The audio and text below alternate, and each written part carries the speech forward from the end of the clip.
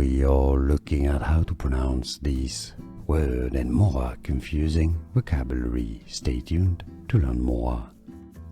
In British English in the UK, it's pronounced as catering, K-T-ring, stress on the first syllable, 3 syllables, catering. Now in American English in the US, it's rather pronounced as catering, with a flap T that has a D sound, catering.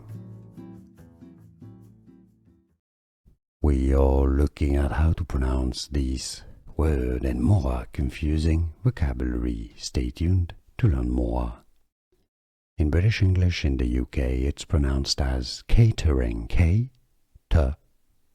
stress on the first syllable, 3 syllables, catering. Now in American English in the US, it's rather pronounced as catering, with a flap T that has a D sound, catering. Here are more videos on how to pronounce more confusing words and names too many mispronounced. Like this video if you found it useful. I appreciate your support. I'll see you soon and thanks for watching.